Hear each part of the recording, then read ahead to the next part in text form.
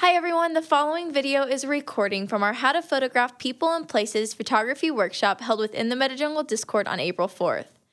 This workshop was hosted by experienced travel and editorial photographer Yulia Denisyuk.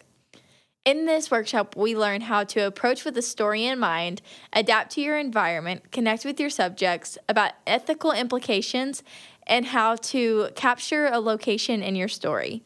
We want to thank Yulia for providing this workshop for the MetaJungle community, and with that, let's get into it. All right. Well, yes, welcome everyone to our workshop today with MetaJungle. We're going to talk about how to photograph people and places. And yes, as Goon said, if you have a question, feel free to chat, put it in the chat, and you can ask it right away. I want it to be, very informal conversation, so please feel free to ask your questions as we go along. And I'll also try to have some time at the end to answer more questions too. So you can do it either way you like.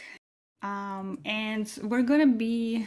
I'm planning for about an hour and a half. I do have another workshop right after this one, unfortunately. But I think we'll have a good hour and a half discussion here. And before we get started with today's topic, I just wanted to share a little bit about me, my background. My name is Yulia Denisyuk, and again, welcome everyone. It's very good to see friends in the room here today. I was born in Kazakhstan, but grew up in Estonia, and so ever since I was little, travel was always part of my life. I was traveling as as soon as I could remember. I was already on the road. At 16, I came to the United States, and I was only supposed to stay here for 6 months. I was an exchange student, but now, some 22, 23 years later, I'm still here. And the US has given me a lot of opportunities, and my life trajectory has changed quite a bit from being here. And ever since becoming a travel photographer and writer, I've been just all over the world. And my base is here in Chicago, although I'm hopefully changing that soon to Barcelona. I'm planning to move to Barcelona by the end of this year. But I've been just traveling nonstop, especially before COVID. Just basically traveling all over the world. In my background, I also have US military experience. And Dima, I know you're in the room, and I know we need to talk more about that. And I will tell that story in more detail at some point. But I spent 4 years in the US Navy. And after that, I went and got an MBA in St. Louis at Washington University in St. Louis. So shout out to Emma. Who is, I just learned, is also from Missouri. And then I went and worked in brand marketing. I was a brand manager, actually, for big global corporations. If anyone here has kids, you might know the Huggies brand. I was a brand manager for Huggies. And then later on, I worked on beer marketing. So the biggest beer company in the world, AB InBev, they have more than 100 brands globally. And they have Corona, they have Stella Artois, a lot of other brands, Budweiser, of course. So I worked for them, and I reached a point a couple of years into this career where I realized that I am just spending all my available time trying to figure out how to travel in a very short amount of time that corporate jobs give you. They don't give you that many days off in a year. And at some point, I reached a really difficult point of burnout and exhaustion. I was working so much, and I couldn't even understand why I'm doing this. What is this all for? I was buried in email, in meetings, endless meetings, PowerPoint presentations, Excel spreadsheets. The whole thing, but I couldn't understand, I didn't know why I'm doing this. It just lost all its meaning to me. So about 6 years ago, I decided to change things quite drastically. And I quit that career and decided to try my hand at becoming what I've always wanted to be, which is a travel photographer and writer, but I really just didn't know how to do that. I didn't think this could be a viable career. And for the past 6 years, that's what I've been doing, and I haven't been happier in my whole life than I am now, because I absolutely love what I do, and I'm really excited to share what I know and what I think about this path with you guys today. And you can find me on Instagram at In Search of Perfect, hence the weird Twitter handle ISOP. ISOP is sort of short for In Search of Perfect tweets.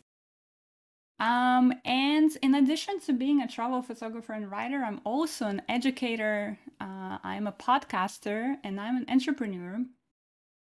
It all revolves around travel and storytelling, really. But I have a business called Travel Media Lab, and you can find it on Instagram. And we help people get published, actually, in publications. We do a lot over there as well. We have workshops, we have classes, all kinds of things. And I also have a travel company called Nomad and Jewels. You can also find it on Instagram.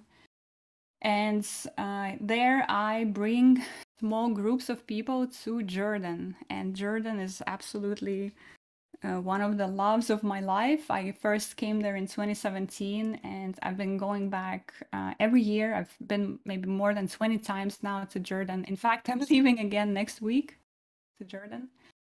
And I absolutely love that country, the region, the people. A lot of my work centers around that region.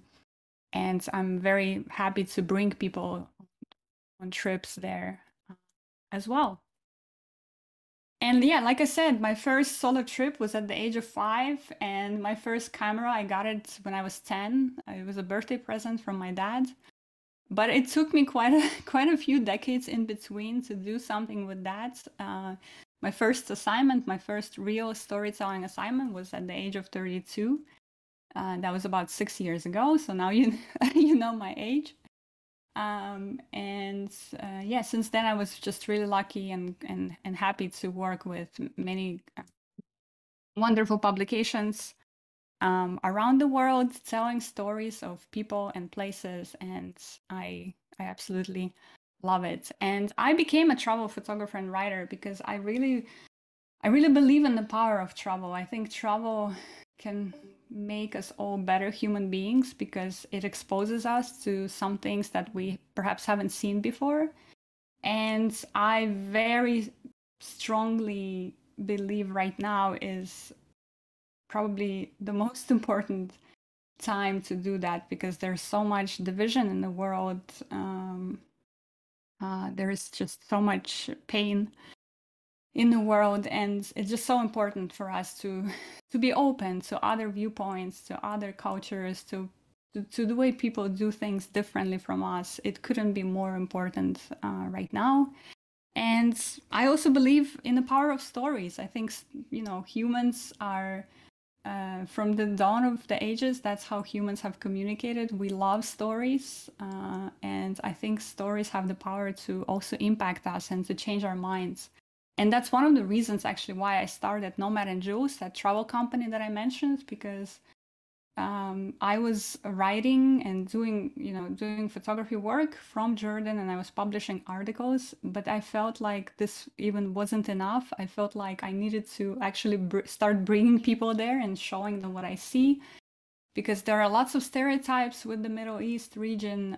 When I first went there, I received a lot of comments and questions, and people were asking me, how come I'm traveling there alone? Isn't there war right now? Like, they were asking me if there is war in Jordan, because, they heard Middle East and they automatically assumed that there's always war there. And of course, my experience there was nothing like that. It was an incredible country, amazing people, very welcoming. So I knew that, I needed to do something more. So that's why I started bringing people there. But these experiences, travel and telling stories, they have the power to change us. And I truly believe in that. And that's why I do what I do. And that's why I actually remain an optimist in some ways, even though it can be hard to remain an optimist, again, particularly right now, but I just see the power of what travel can do when it exposes people to others. It can be quite powerful. So this is sort of the foundation of my work and my philosophy. But let's talk a little bit about what is travel photography. And we've had a few conversations like this on Twitter already, and I just I love having that conversation because, of course, for me, travel photography is it's what I do, it's what I love. But the way I think about it is that travel photography is really rooted in this idea of telling stories of people and places. And that's why we're here today. We're going to look at some of those principles that I've developed over the years of working in this field. It's also, in my view, it blends different genres of photography. It can have elements of documentary photography in it, street for sure, photojournalism, art even. When we capture places, when we capture people, we have to look at it from many different angles. And I will again share with you what I think that means. And at its best, I think that travel photography really tells a story of a place through the people, through the food, through the streets, architecture, culture, all of those elements that we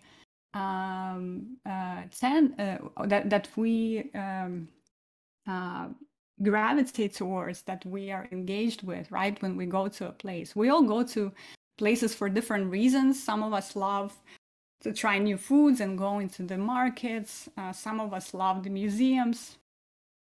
Some of us love to see the natural parks, right? We all have sort of what we love, but at the end of the day, we want to be immersed in that place. We want to feel transported there. And at its best, that's what travel photography and travel storytelling does. And I also want to say that today's workshop is not going to be technical in nature. We're not going to be looking at technical aspects so much of photographing people and places. There is definitely space for that, and maybe it's future conversations. But what I want to really ground us in today is the principles, the approach, right? The philosophy of it, rather than the technical aspects of it. And I think that's where we need to start, and then the technical aspects come later.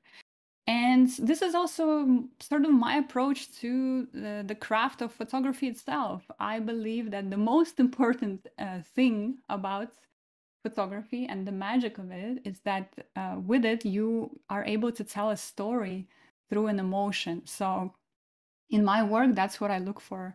First, I look for the emotion. Is what I'm seeing moving me in some way? And of course, this is highly subjective, so you can disagree, and we can all have our own opinions on what is the most important element in photography. But this is my approach. I believe that an emotion in photography is the most important thing. And then for me, light, how you see the light, how you use the light, that comes second. And then all the other more technical, again, elements like composition, like style, like different techniques, that is, that comes later. So I try to ground all my work in the emotion of what I want viewers of this work to see. And I just really try to capture that emotion, be it a human, be it an animal. I believe that animals can show very deep emotions as well. And even inanimate objects, like this one, for example, when I was in when I was in Mongolia, and we were driving to a lake, a remote lake on the border with Russia in the north of Mongolia. And we stopped at the side of the road because we were about to enter a territory where we were just going to drive off roads. So we weren't going to be on the road anymore. We were just going to go through terrain, which was just kind of a crazy concept to me. But we stopped on the side of the road and we approached this figure because the people I was with, my guide and the driver, they were going to ask this figure for a safe passage into the territory. And, you know, it's an inanimate object in some way, but I think you can feel the emotion of it through this image. He felt completely alive to me, and there was just an aura in that moment and in that scene that I wanted to capture with my image. So when I say emotion, that's what I mean. I mean that, you know, the image that you're looking at, it really makes you feel something. And of course, nature is one of the best ways for us to capture that emotion. It can be so powerful and so raw that it's just really a great subject to photograph when you're looking for that emotion. So that's my sort of principle and approach to photography in general. And when we talk about how do we want to photograph people and places, I laid out 10 different principles that I will take you through now. And I want to start us with this principle, which I believe is one of the most important ones. It is this principle of the idea first approach. And an idea first approach simply means that when you're about to go and photograph someone or something or a location, you want to have an idea in mind. I think it's really important for us not to show up to a place and to just start documenting what we see. I think we need to have an idea in mind. What kind of story do we want to tell? And that's important on so many different levels, but one of the levels is even practical, right? Because if you're telling a story about bee hunters in the Himalayas, and I'm thinking about the wonderful photographer Dima Shatrov, who is in the audience right now. There's so much preparation that goes into that, right? You cannot just come to the Himalayas and say, okay, what will I see here? What can I find here? You want to do your research ahead of time, and you want to think about, okay, you know, what are the stories that I'm gravitating towards? What is interesting to me, and what kind of story do I want to tell? You find the idea and the story that you want to tell, and then you do a lot of research, you know, plan ahead, and then you go and then you capture your story. And that's the approach that I try to always use in my storytelling. It doesn't always happen like this, but most of the time it does. That before I ever set foot in any destination, I really research that place, and I try to see breadcrumbs of curiosity, of interest, of something that will interest me personally, right? What kind of story do I want to tell with my work? And then I go in, you know, after all the research and planning, and I do the story. And this was a case here in this example. I did a story of Iznik tiles, which are tiles that are very famous in Turkey. You will see them everywhere. They're just this really colorful tiles. You will see them on the streets. You will see them in mosques. They're just really prevalent everywhere. And I wanted to tell that story about the origins and the heritage and how it came to be. And that's what I did. And I researched it ahead of time. I arranged all my interviews. I spoke to the people in this craft. I interviewed them. I recorded the scenes in Istanbul. This is in one of the metro stations in Istanbul. This is like a modern take on the Iznik tiles. I knew what kind of elements of the story I needed to photograph for this to be a cohesive story, because I had the idea beforehand, right? I didn't just show up in Turkey and said, let me see what I can find here. I had an idea in mind first, and then I went and executed it. And I think this approach is really useful for us in the NFT photography space as well. Because, for example, for myself, I have sort of this body of work, right, that I've produced over the years, and I'm sure many of you can relate and have similar situation that we all have this, great body of work, and we're starting our NFT journey with that. However, we also have new work coming up, right? We're also going on shoots and doing things in the months to come.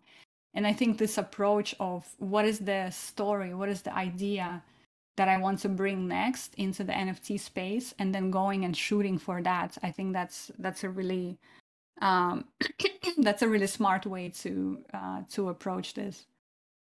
The other reason, excuse me, let me just grab a water. Something's wrong with my throat today. The other reason why idea first approach is important is that it helps us ensure that what we eventually produce is going to be a story, and it's not going to be just content. And this is a question that actually I get a lot in various workshops and situations. Like, what's the difference, right? What makes something a story and what makes something content? And by the way, we are swimming in a sea of content these days, right? We have so much content out there. It's being shared everywhere on Instagram. Well, primarily on Instagram, I would say. Twitter not so much. But there's just so much content that gets put out every single day. TikTok maybe is another good example. But what's the difference, right? And why do we want a story versus just content? Well, we want a story because, like I said earlier, humans are drawn to stories. That's what we find interesting. Story is always going to hook us and engage us. Content, perhaps not so much. And the way I think about the difference between the two is that when you have a story, you have an angle on something, you have an arch, you have a narrative, right? And in a lot of cases, you have a beginning, a middle, and an end. There is a progression. When you have a story, it attempts to answer the question, so what? Or why should I care? Why should somebody care when they're looking at this body of work? That's a story. And then content is sort of just images from a place, right? You can go to a place, you can go to Mongolia, you can take a lot of photos, but you're not necessarily going to have a story on your hands. So content, when you have a lot of content, you have lots of images from a place, but they're not really tied by a central idea, and they're not answering that, so what, right? What are you trying to tell me? What is the story here? I think this is a really important thing for us to remember as we sort of build our storytelling craft as photographers, but also as NFT photographers, right? I think this is relevant for collections as well. When we put together collections, we should think about, what is the story that I'm trying to tell here? Does it have an angle? And an angle, by the way, is simply a lens through which you're presenting your story. And actually, there's a whole workshop that we can do on developing angles, because this is something that we talk a lot about in the publishing world. But your story has an angle, it has a narrative, it answers that so what question, right? For example, again, sorry, Dima, I'm just gonna keep using your work as an example right now because it's fresh of mind to me. But Dima's collection on Sloika right now is bee hunters in Himalayas, and it's the craft that is disappearing, right? So the so what here is that it's the story about the people and a cultural practice that's disappearing, and he documents how they do it and everything that goes into it. So that's a story that we have here. Versus, again, going to the Himalayas and maybe taking a lot of shots of people, right? You can take a lot of shots, you can take shots of landscapes, etc., but what is the story in there? So I hope it makes sense here, what I'm trying to say, between a difference between story and content. And when you're approaching this with that idea first mindset, you are going to make sure that before you even set foot somewhere, you have an idea in mind, you have a story in mind. You're going to be less likely to just produce a lot of content when you go on a trip. Now, how we're going to accomplish that once we are there and we have this idea in mind that we want to tell this particular story, we want to capture the sense of that place. And that's, again, what travel photography does. At its best, it captures that sense of place. It transports you to that destination. And there are several different, let's say, pillars of sense of place that, again, I've developed. And these are subjective, I would argue. Maybe somebody can add more different pillars, but these are mine. This is what I've come up with. And these pillars are very simple, actually. Of course, you want to document people, right? I believe people are what make a place special. So we want to make sure that we see people in our photography that captures that sense of place.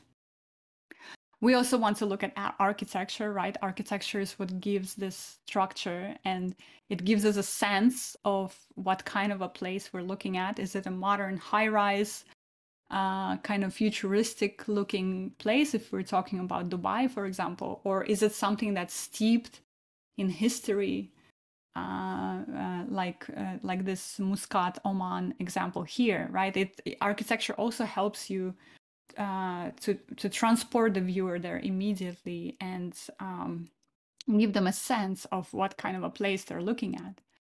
Of course, iconic spots, if there's any sort of areas in that destination that you're going to that have iconic spots, then you'll want to capture them. The challenge with iconic spots, of course, is that there are so many shots of those spots that everybody has already done. So you always want to try to do it at a unique angle or a very unusual, let's say, interpretation of that iconic spot to be just at least a bit different from all the content that's out there already. And landscapes, of course, right? Landscapes in the place make it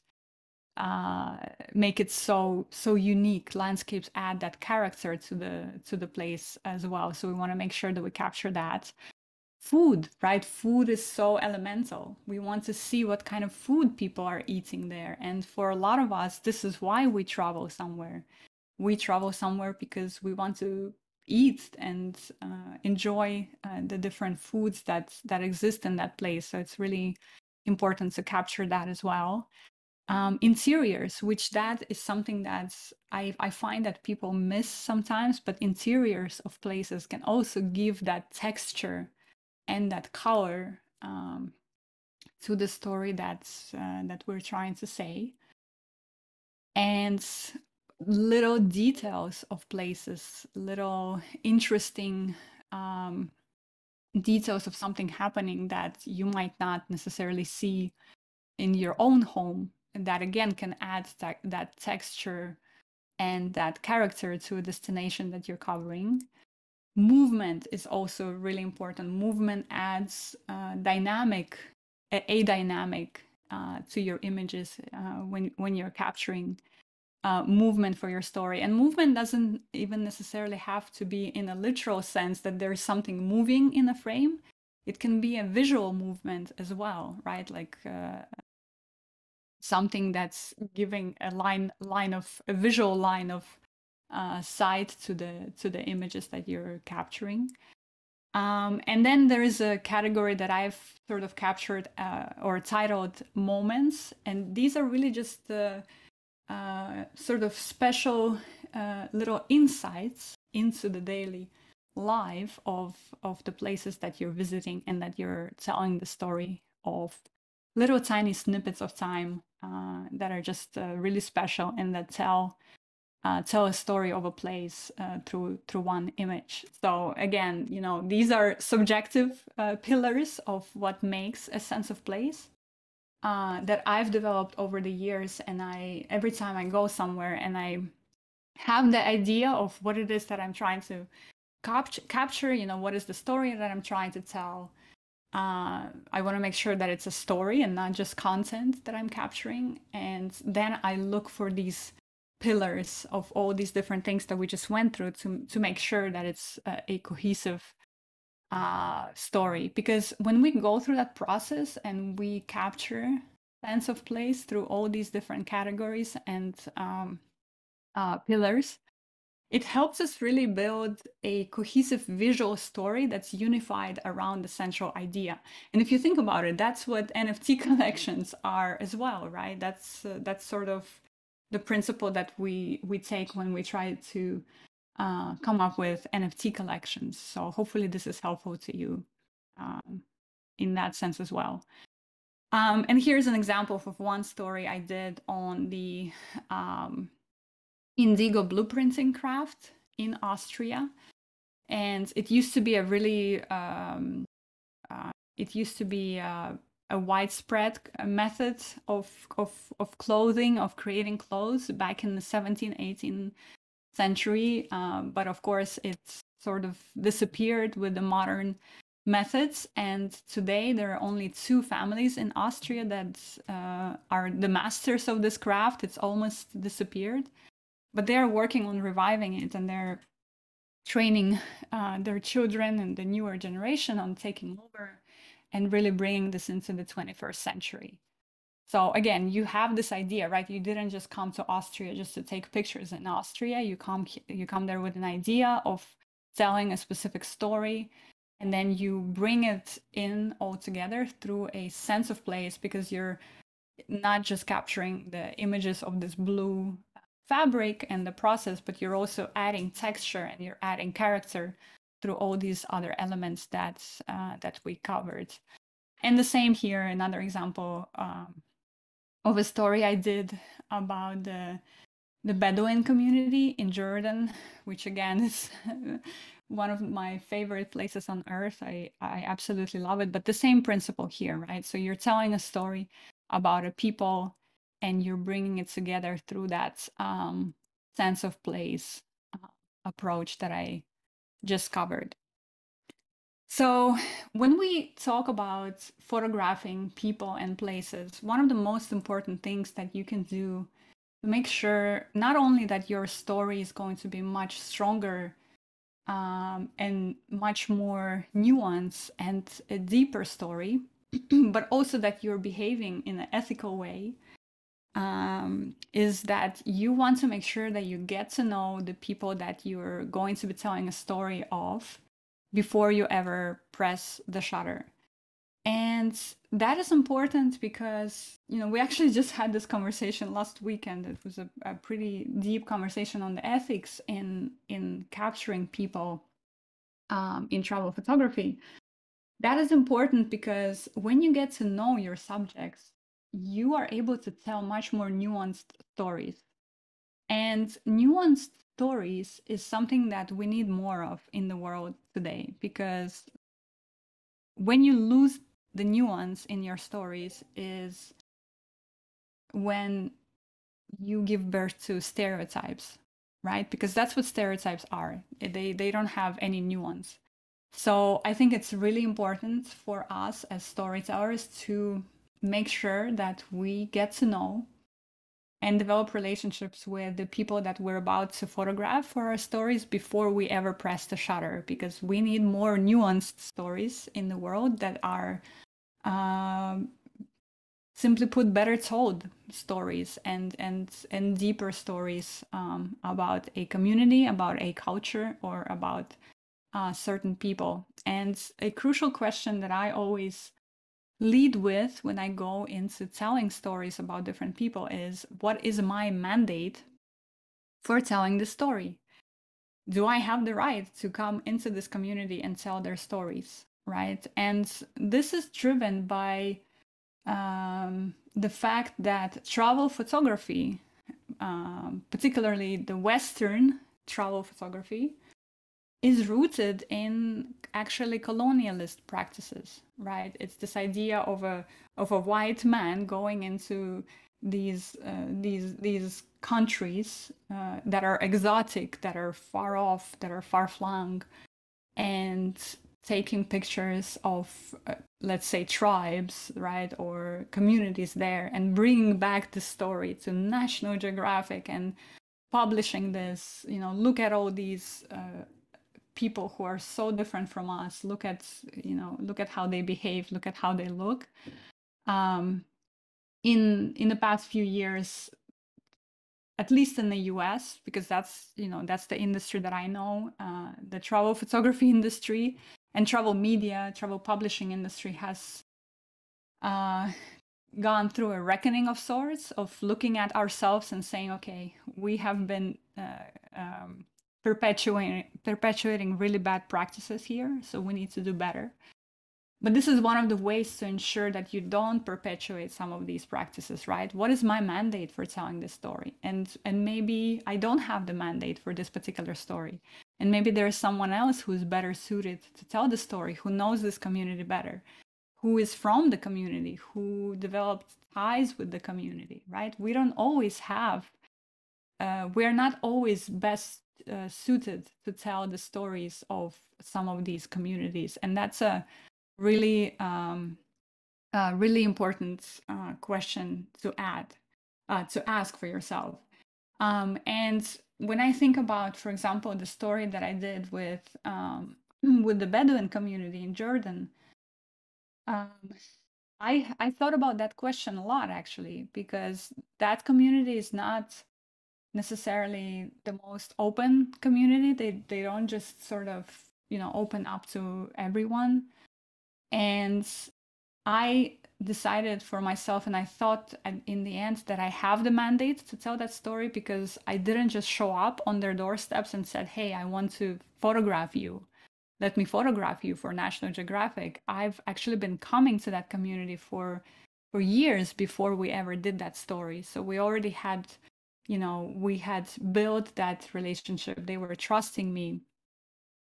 They trusted me that I would tell the most humble and the most respectful story I could about that community, right? So again, I think it's a really important question for us to be asking today is, what is my mandate for telling the story?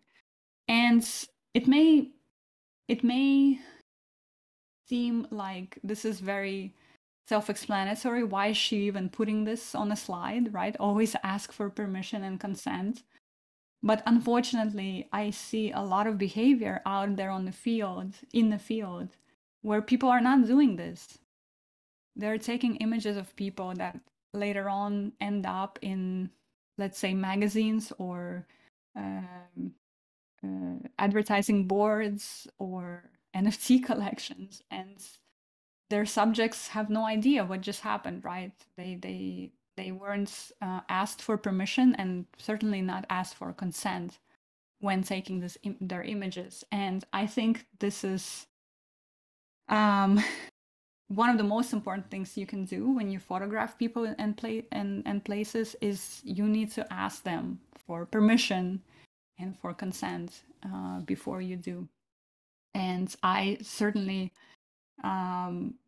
make it a point to do that every time I take a portrait of someone, that they know that this is going to be used somewhere. Because think about it, like if somebody took, if you're walking down the street and somebody approached you and took an image of you, and later on it ended up in a magazine somewhere, how would you feel about it? And I always think about this because to me, this is about the power dynamics again. And it's about, again, those colonialist approaches and practices where somebody thinks that they have the right to come into a community and to take an image of someone and then use it as they wish without ever consulting with the people they've taken an image of, or giving them or asking for any consent. And that is, in my opinion, a very problematic behavior that perpetuates that colonialist approach that, we sort of own this place and we can come in and do whatever we want. And that is just really, really problematic. And especially when we talk about women in many places around the world, this can be even more problematic, right? Because women are already so disadvantaged in so many places around the world. And then we come in and again, we take these images and then we use them without ever asking any permission or consent. And again, this perpetuates that whole power dynamic of keeping them without power. And in a lot of places around the world, women are also not allowed to, show, let's say, their faces, or not allowed to be photographed even. And when you encounter that situation, what I usually do is I ask them if it would be okay to photograph a detail of something that they're doing, right? Or perhaps a certain part of their clothing or something that doesn't reveal their face. And I do it in the most sort of respectful and humble way I can. Because again, to me, this is all about that power dynamic, right? You don't want to come in and to act like you own the place and act like these people owe you something, because they absolutely don't, right? You are the one asking them a favor. You're asking to use their image and their likeness in your work. So I try to be very humble and very respectful here and ask, okay, I understand that you don't want me to take your picture. Thank you so much. Would it be okay if I, if I photographed this this bowl that you're working on right now, or your clothing? Would that be okay? And in some cases they say yes, and in some cases they say no. And you have to respect that too, and you have to move on as well. So that's where these conversations of getting to know the people before you ever press a shutter become really, really important, right? Because a lot of our work, a lot of our best work, I would say, comes from those conversations, comes from investing that time with people, comes from sitting down and explaining, this is what I'm about to do, or this is what I want to do. This is a story that I would love to tell about your community, and making sure that they're absolutely on board with everything that's happening there. And of course, along those lines, we want to make sure that we build rapport with the people that we photograph, right? Because I believe that the camera doesn't lie. It never lies. It can show if you have rapport or not. It will immediately show in your images. And building rapport can be something as simple as, slowing down and asking them how they are, or asking them how their day is going, or for sure asking them, what their name is, what they're working on, maybe a little bit of their story. And then, only then, taking a portrait. And again, this may sound very self-explanatory to you, and if it does, I actually congratulate you, because that means that you're already doing this work in the most ethical and respectful way possible. But unfortunately, I see this a lot in the field, that this is not the case in a lot of cases, that photographers roll in as if they own the place. They don't take the time to not even get to know or ask people, how are you? Not even ask them their name. They just take images as they go along. And that is just so problematic. And again, it perpetuates all of the problematic behaviors that we have in the world today. And I also very strongly believe that the people in your stories should be your partners in storytelling. They should be your partners. They should know, what are you doing? And this is how I approached the story about the Bedouin community for National Geographic. I sat down with them when National Geographic approached me to do the story. I then sat down with these people and I told them, I said, this is what National Geographic wants to do. I would love to tell the story of your community. Would you be interested? Would you like to participate in this? And this was very important to me that I asked them that. And they knew, right? They knew that this is what's going to happen. They knew that this is a story that's going to go into National Geographic. And they were on board, and they were very happy and excited about this. And to me, this is really important. Your subjects in your stories, they should be your partners in storytelling. I believe that this is how you're going to get the best outcomes for your work, when you involve people in this way. And again, it's about empowerment. I think it's about the appropriate power dynamics, right? I never want to be I never want to feel like I am the powerful and they are the powerless, because that's just, I think, very wrong. I want to make sure that we're partners in this situation.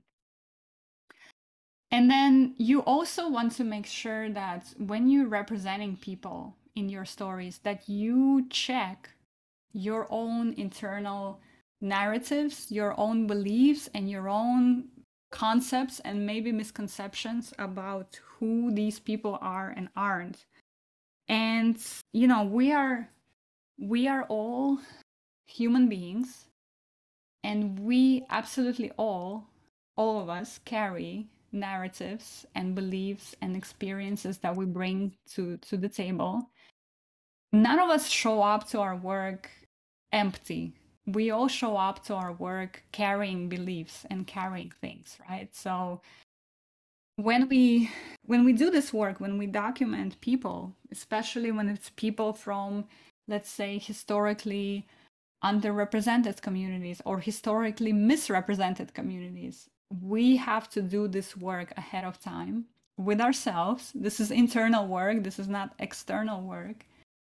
But we have to sit and really think about what we're bringing to the table. Because the thing is that when we have misconceptions or when we have certain beliefs about someone or a culture, that will show up in our work. That will show up in how we portray people. Our cameras don't lie. They also show what we see. And what we see is guided by what we believe and our own internal narratives. So I think that this is work that also needs to happen when photographers are about to engage on a new story of documenting people, is examining some of those internal beliefs and narratives for yourself, to make sure that, again, that you don't perpetuate some of those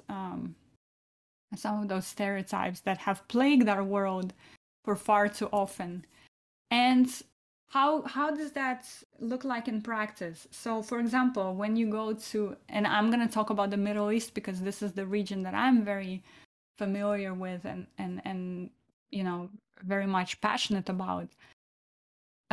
When you go to this region, how do you want to represent the people there, right? Do you want to represent them falling into some of the stereotypes that we know about the Middle East? Or do you want to show them in a very perhaps fresh and unique perspectives as makers, for example, as creators, as crafts people, right? These images, they don't perpetuate some of these stereotypes. We actually perhaps don't think about some of the people from that region in that way. So this work and these choices come from examining some of those internal beliefs that we hold, and then you make certain choices in the way you decide to represent people, right? So this is really important principles and really important steps to go through. Same here in this scenario. When I was on the way to our assignment location in Mongolia, we actually got lost, and I say that we got lucky to get lost, because we ended up spending a night in this with this nomadic family who just basically just welcomed us into their gers, which gers is the name of the homes that they live in, these portable homes. And they've never seen, the guy that was with me, he told me that they've never seen a foreigner before, so they were very excited to host us for the night. And they were very, the living arrangements were very simple. For example, even something like a toilet, right? A restroom, or something that we call a restroom, was a hole in the ground, covered by a wooden fence, much like what you see here on the side of the image. So this was sort of the situation. And how do you represent that? Do you want to represent these people as, and I'm going to use some pretty bad derogatory terms right now, but just to make a point, right? Do you want to represent these savage situations, let's say?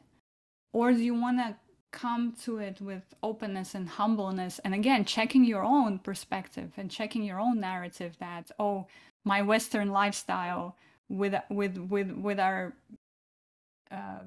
toilet bowls, etc., is superior, and something here is not is backwards, right? So I hope that you understand what I'm trying to say here, that all of us bring these beliefs and these concepts into our work. So when we're out there, particularly in some of these communities that are lesser known, less represented, underrepresented, misrepresented, we have to be really careful with how we approach this and what we choose to document and to portray in our work. And over time of doing this work, more and more of looking at what kinds of stories you prefer to tell, what kind of work moves you, and what excites you, of documenting people, of documenting places through, all of these different principles that I've discussed today. Over time, you're going to start honing in on your own personal philosophy and your own approach to photography and to the work that you do. And I think it's really important for all of us as storytellers to have the knowledge of what that is. What is your personal philosophy? What guides your work? And I sort of did this fun thing on Twitter yesterday where I asked people what moves them or what guides them in their work. And I got some really great answers. If you guys have a chance later on to check it out, I retweeted some of them as well. But I think this is really important for us as storytellers, because in some ways, there are so many different stories that we could tell. How do we want to craft our legacy and our brand and what we're known for in this field, right? This is what personal philosophy and personal approach, this is what it helps us to hone into. And for me, for my work over the years, I've understood, I've zeroed in on what my approach is, and it's always to seek to portray wonder in the world. So all of my images, I aim to produce, to create that sense of wonder in them, because there is so much strife and there's so much pain in the world that, in the words of a poet, Jack Gilbert, I don't know if you're familiar with Jack Gilbert, but he has this line in one of his poems that we must have the stubbornness. Oh my goodness, now I should have write it because now I'm blanking on it. We must have the stubbornness to have joyful gladness in the ruthless furnace of this world. We must have the stubbornness to have joyful gladness in the ruthless furnace of this world, right? So we know that the world can be ruthless sometimes, but we must have this stubborn gladness to be joyful anyway. And that's sort of the approach that I take, and that's my philosophy, that with my images, I want to create that joyful gladness, that wonder with my work. And I think over the years, looking at the body of work, you start seeing that, and you start the people who see my work, or the people that work with me, they see that, they start to understand that this is what Yulia stands for. And I think that's really important for all of us as storytellers, to be able to do that, and to have that really clear for ourselves. What is my approach to my work? What am I trying to say with the body of work that I have? This will help us become better storytellers, for sure. It can help us do better stories next time, stories that are aligned with our philosophy. But also in the NFT world as well, right? This helps us also decide, which collections, or like what work from our body of work in the Web 2 world we want to bring into the Web 3 world to perpetuate or to advance that personal philosophy that we have, right? Or what new work do we want to create that would support that personal philosophy that we have? So I think this is something that we don't think enough about, and I think we should think about it more often, because it will help us become better storytellers as we do it. So these are my principles, you guys, of how to photograph people in places. So just to recap, we want to start with an idea always first. We want to have an idea in mind before we ever set foot somewhere. Because we want to do a lot of research, we want to plan. We want to make sure that we have a story and not just the content, not just a bunch of images from a place. We want a story that has a narrative, that has an angle, that answers the question, so what? Or why should I care, right? Why do I care about this story? We want to capture a sense of place with our images through certain pillars that I've shared with you, like capturing people, capturing food, architecture, movement, iconic spots, and so on. We want to build a visual narrative unified around that central idea that we've selected already. And we want to really make sure that we're doing this in the most ethical way we can as storytellers. We want to get to know the people we're talking or we're creating stories about. We want to always make sure that we ask for permission and consent when we photograph. We want to bring our subjects in as partners in storytelling. They should know what's happening. They should know what this is, where this is going to go. We want to build rapport for sure with our subjects, and perhaps this should be number one. We should check our own narratives that we bring to the table and make sure that our narratives are not perpetuating any of the stereotypes that our world has entirely too much of anyway. And finally, over the years, we want to make sure that we hone in on our own personal philosophy, personal approach. What do we want to be known for? What is our brand? What kind of work do we want to produce?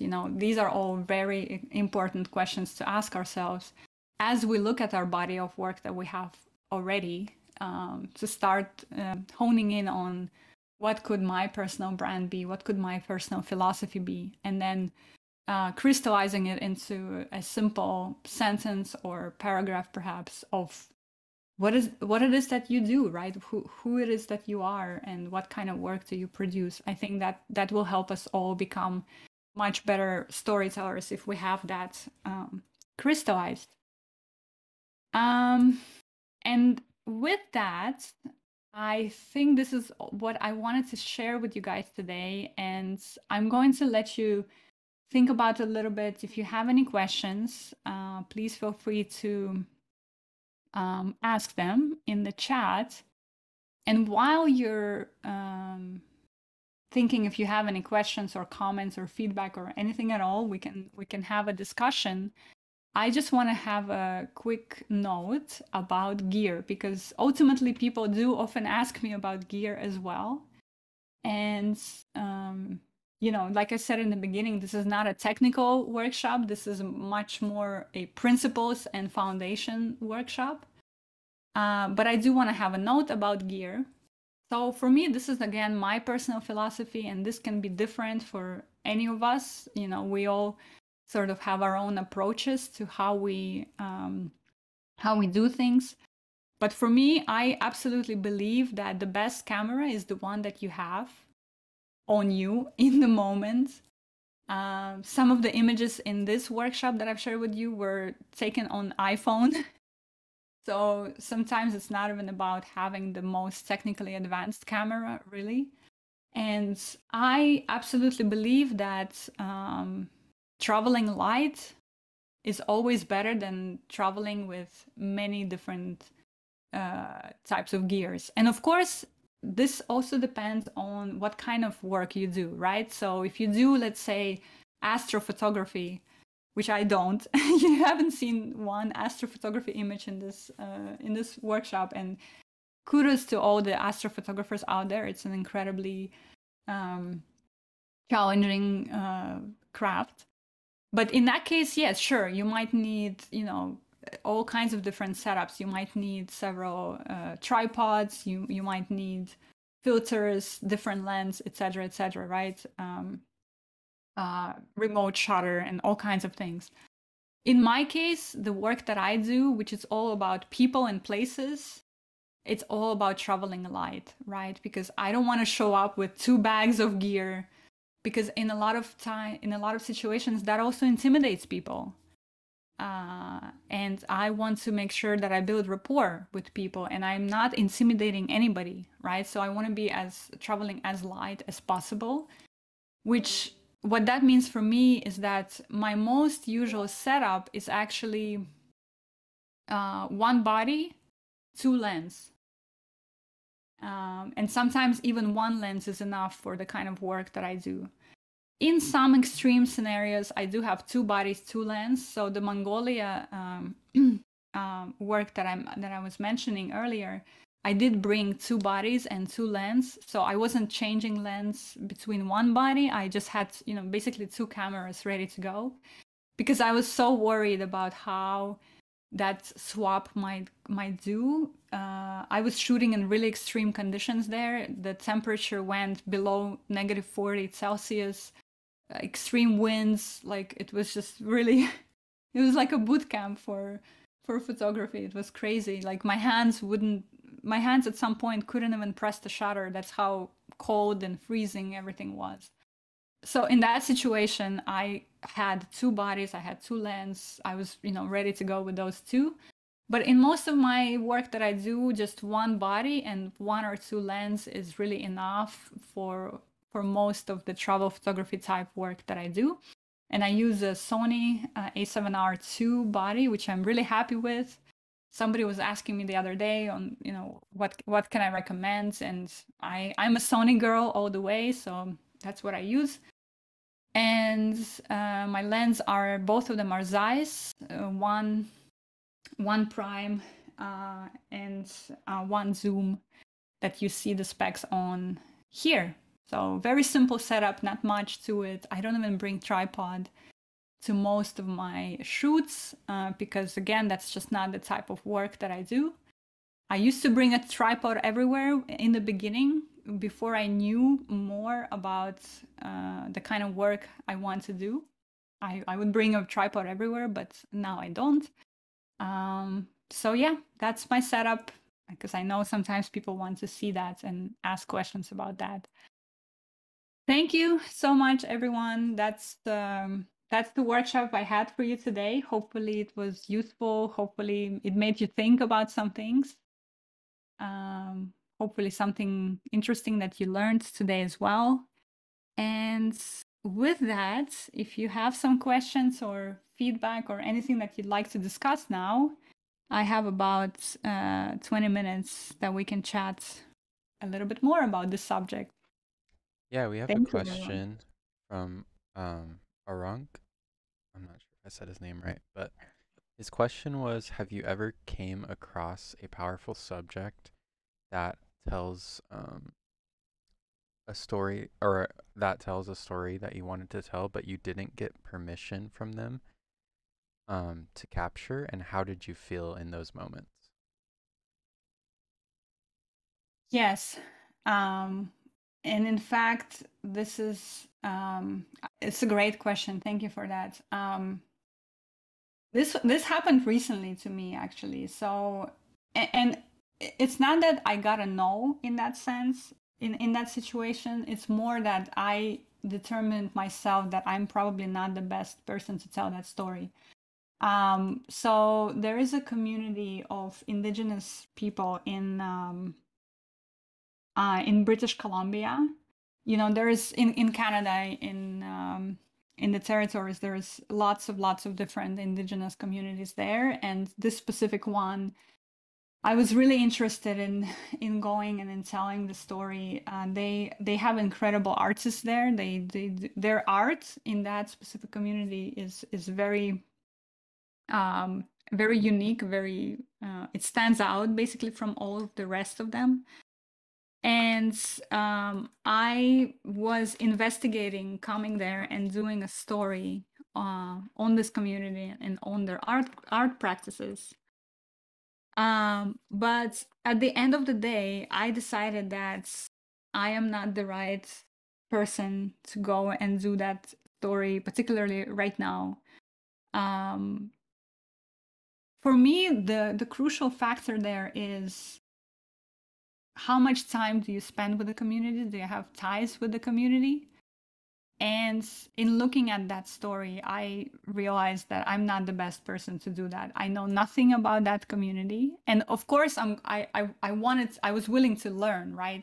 It's not like I just wanted to come and start shooting, but I just felt that it wasn't right that I just show up there and without having any experience with indigenous communities in this part of the world, to show up as an expert, let's say, in telling the story. There are so many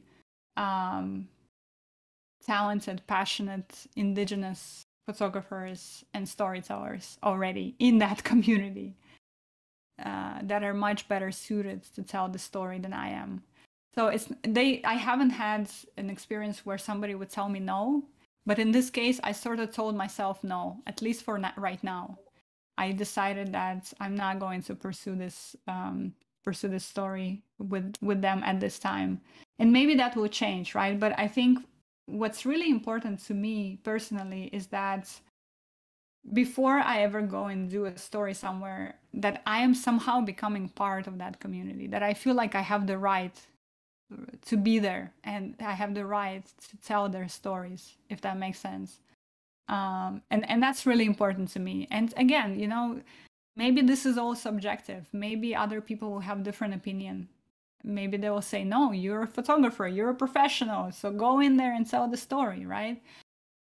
But for me personally, this is really important because I just see so much in the industry of how do I say is the best way?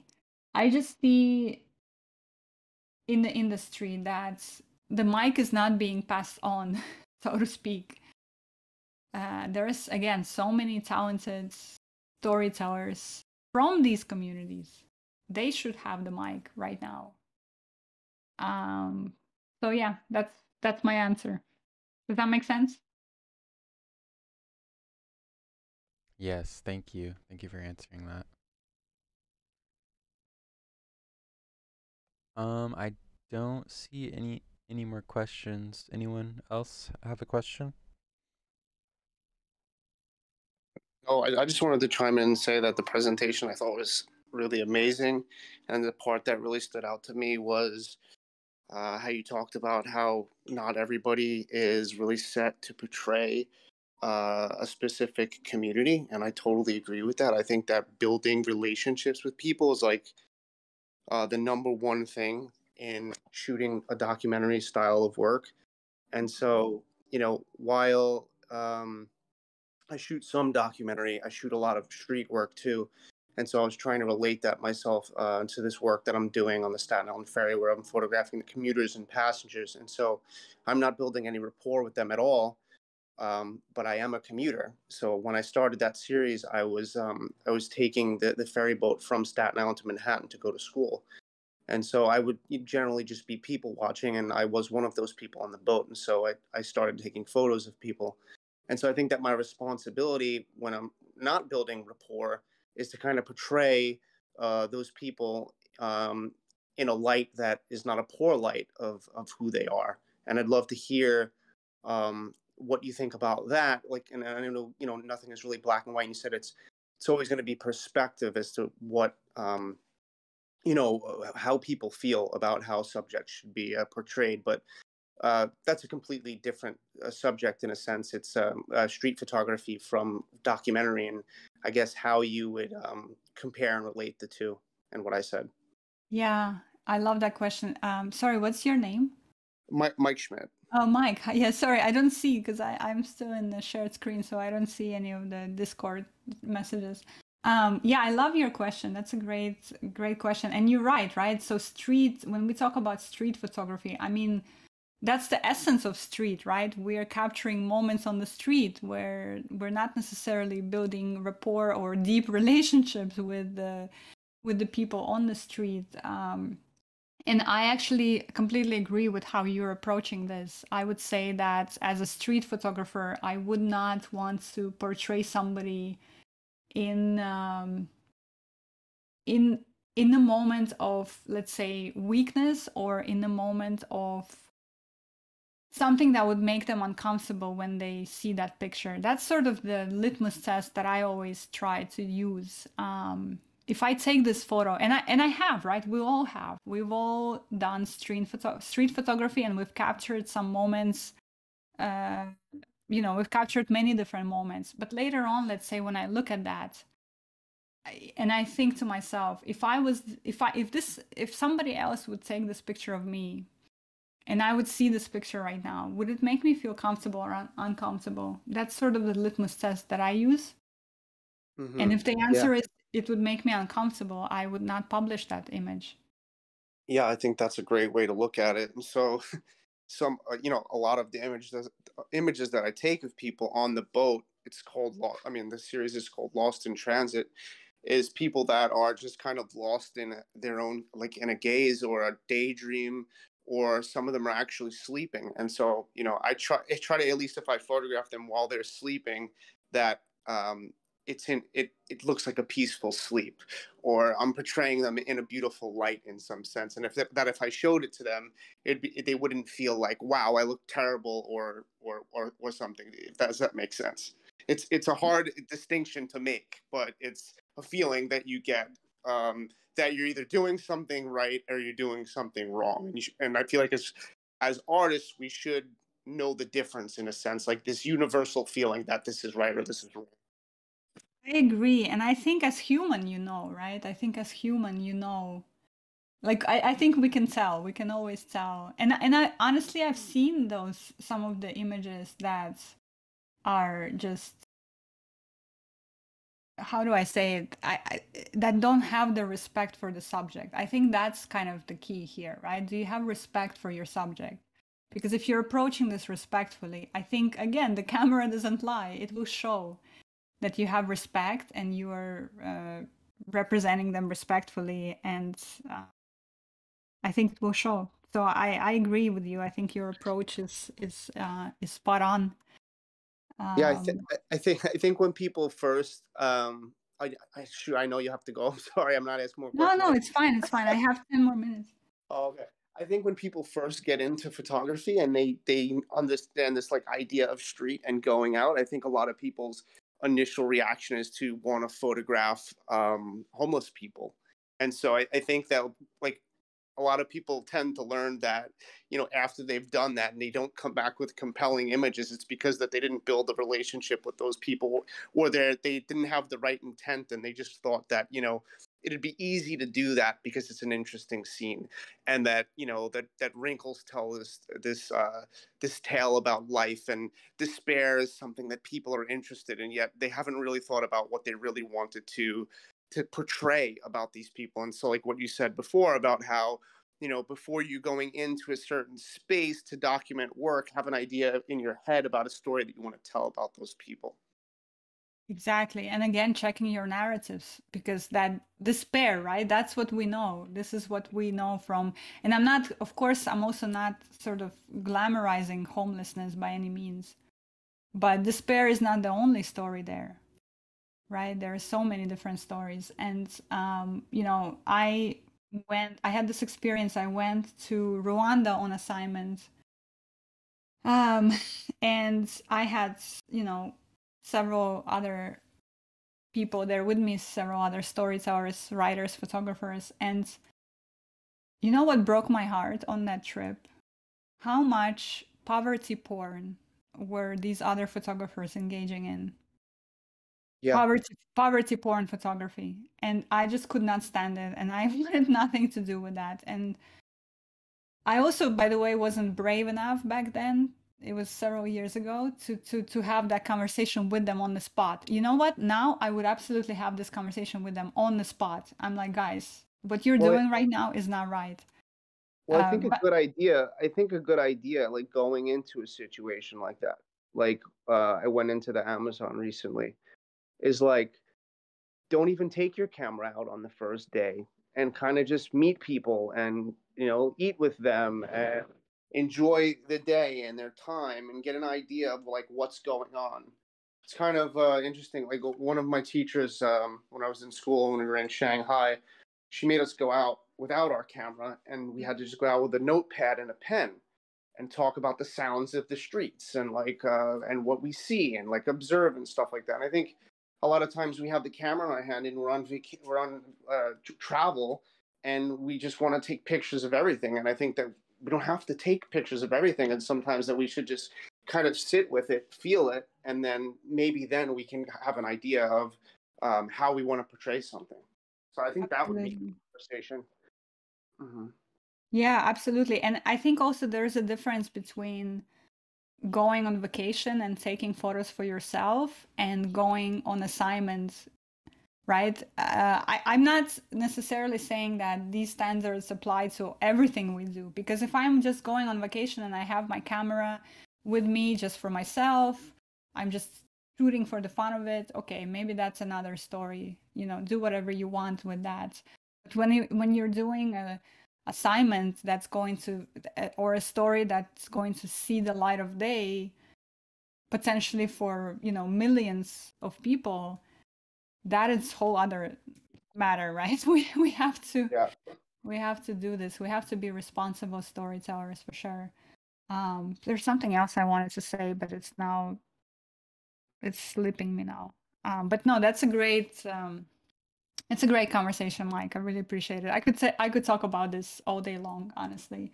I feel very maybe we can do an AMA together where we do documentary or something like that, or documentary with travel. And I don't know if you're familiar with the AMAs that we do at MetaJungle, but like once a week we have like 13 artists or something that we talk about, and could be less than that if your time is limited, less artists, but they basically present their work, and we go over it and talk about it, and we have plenty of recorded ones if you wanted to check it out. But I think you work really well in conversation. I love the dynamic of speaking with you about this type of work. So if that's something you would be interested in, that would be cool. Yeah, absolutely. I'd love to do that, because definitely there's lots more to discuss there that can't fit into one workshop, 1 hour for sure. Yeah, absolutely. Let's chat after. Cool. Awesome. Thanks, Yulia. Mm-hmm. Loved it. Thanks, Mike. We have one more question from Koskins World. Go ahead, Koskins. I unmuted you. Yeah, Joshua. Hi. First of all, thank you, Yulia, for your presentation. I'm almost new in NFT world, approximately 10 days. But I'm glad to talk about the photography instead of NFT. I'm a landscape and astrophotographer over 20 years, actually. But in the beginning of your presentation, you just emotion is your first sight, okay? But is it just snapshots or memory photographer, like you say, some photograph took with iPhone? I mean, in my personal opinion, for the composition and the light is very important, and you add with the emotion, then it's a photograph. What you think about that? First of all, welcome to the NFT space. Congrats.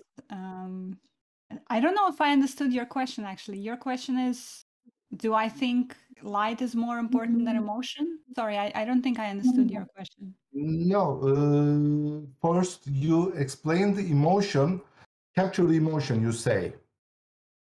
But when you combine with all of the three legs, then it's the photograph. Otherwise, it's just snapshot or memory photograph. I see. I see. You're right. Yes, that's another way to say it. Absolutely. What I'm trying to say here, that I think about the emotion first. For me, it always comes first. Like the decision to take a photo of something, for me, is driven by the emotion. But you're right, actually. It's another great way to say it. Maybe that's how I would say it next time in a workshop, that it's the three pillars, right? There's emotion, there's light, and then there's the other elements, and together they form a compelling photograph. Yeah, maybe you're right, actually. Maybe that's a better way to say it than saying that something is more important than the other. I agree, actually. Thank you. That's great modification to this.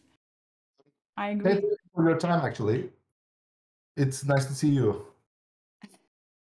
Thank you. I appreciate it. Thank you so much.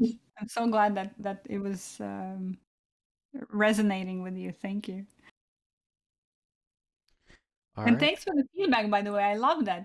That's like, by the way, like none of us, we can all always improve, right? So here you just help me improve the way I tell this story too, because I agree with you, actually. Because if you take away light and if you take away these other elements, then you don't have a compelling photograph either. So you're right. Maybe all three of them are equally important. Thank you for that. All right. Any other questions? Let me see. No, I think that's it, Yulia. Thank you again for coming on here and sharing this workshop with all of us. Appreciate your perspective on things and showing how you work. I think it's really great for everyone to see and to learn from. Awesome. Well, thanks so much for coming, everyone. I hope it wasn't yeah, I hope you enjoyed it. And oh, it was wonderful. Thank you. I appreciate it. And yeah, let's do that AMA, Mike. That sounds like a great idea. Yeah, for sure. I'll hit you up about it today, and then we can talk about the genres that you'd be interested in. But really cool job today. I really loved your presentation. It was awesome. Perfect. Thank you so much. Yeah, thank you, Yulia. It was wonderful, and it's great to know more about your background, but I think it was thought-provoking for everyone, and it's great to see how that ties into creating NFT collections too, and telling that story and that message. So just really, really enjoyed it. So thank you for your time. Thank you so much, Emma, and thanks for this platform. I mean, this is so incredible, and I'm just so happy to share my perspective with all of you guys and hear about your perspectives. I mean, that's the beauty of the space for me. So thank you so much. I really enjoyed it as well. Thanks, everyone.